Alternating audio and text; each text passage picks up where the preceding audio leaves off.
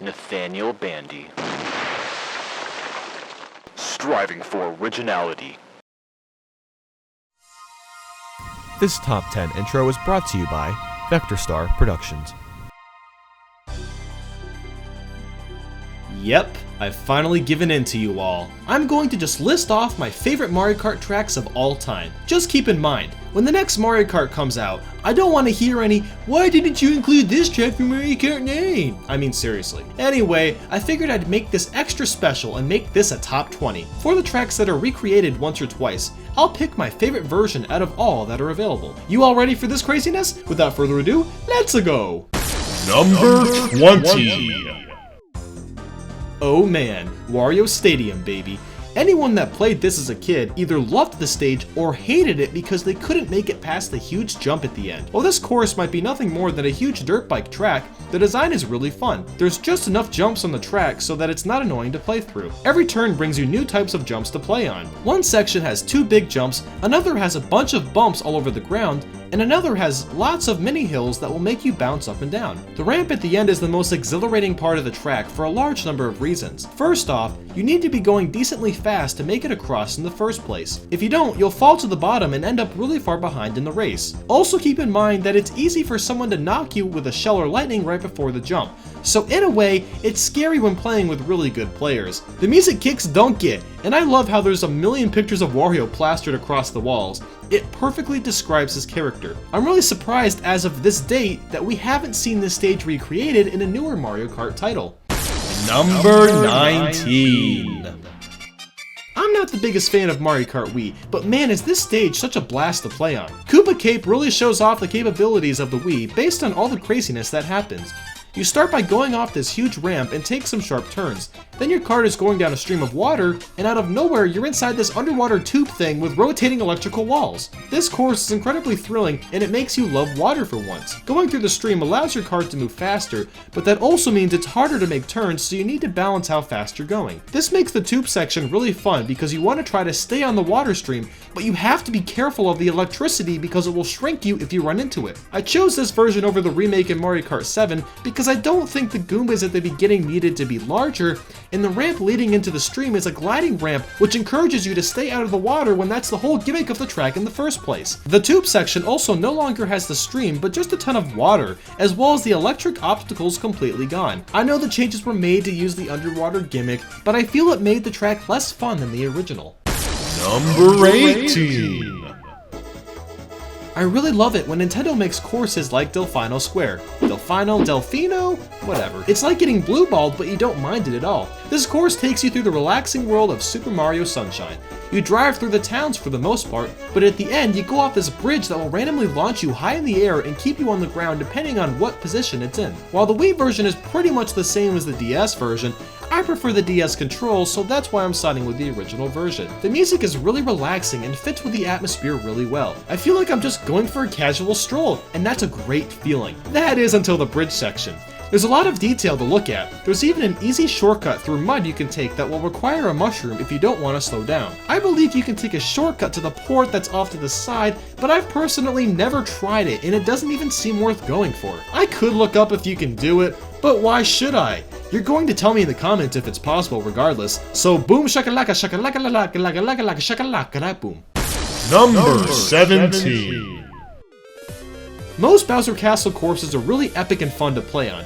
This is the theme where Nintendo turns the difficulty up a notch and shows you some insane track design. Mario Kart Wii does an amazing job showcasing how insane a Mario Kart track can be. The design of the track is completely out of control, and I adore it for that reason. The turns are all over the place, there's thwomps and fire bars everywhere, and the section where you have to take half pipes to get across the course makes you feel a combination of happy, scared, and excited all at once. You gotta love how unsettling the music is too. It really makes you feel anxious, and Bowser's roars pair with the music like Peach and Pink Gold. Yes, I'm still pissed that she's a freaking character that exists. Let's just move on before I go on a rant. Number 16.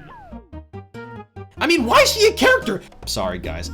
Maple Treeway, that's where we are. You might take a look at this and just think, meh, some forest level, whatever. But that's not true at all. Maple Treeway actually makes you feel like you're driving through a huge forest. There's tons of enormous trees everywhere. You actually end up driving on the trunks half of the time. I like how with some of the sharp turns, you need to be careful you don't drive off the side since you're driving on a tree trunk. The section with the wigglers was really clever and helps put you in a mindset that you're out in the wild with all the bugs and whatnot. Near the beginning, you take this really cool chute that leads you to another path. This section has leaves that you can actually drive through. Some of the leaf piles have bananas and some even have mushrooms. The end of the course has this metal grate that waves around and lets you perform tricks off of it. There's also a ton of trees with roots sticking out that you can perform tricks off of too. I chose this version over the remake in Mario Kart 7 because the leaf piles in the remake shoot out coins. Gross. The whole bouncing section at the end is missing too, and that was very disappointing for me. Number 15. Mario Kart 7 introduced tracks that don't lap in circles, and every one of them, including Maka Wuhu, is just fabulous. I chose this course over the very similar Wuhu loop just because this one is so much prettier to look at. The sunset makes you feel like you're going on a summer road trip with a group of friends. You essentially drive around Wuhu Island the whole time, and if that wasn't cool already, there's a ton of shortcuts to find and use. The coolest one is going through the mini castle. I mean, isn't that just awesome? Around the end, you'll take some long straightaways with falling rocks that can get in your way. You'll then proceed to make a huge gliding jump, and when I say huge, I mean it. You'll be in the air for quite a while, and it really allows you to look at how beautiful and peaceful the virtual world is. I really hope Maka Wuhu is recreated when more Mario Kart DLC comes out. I'm telling you guys, 2 more packs are coming. If not, then I guess I'm just a big scrub lord punching bag dummy with a mustache. Number 14.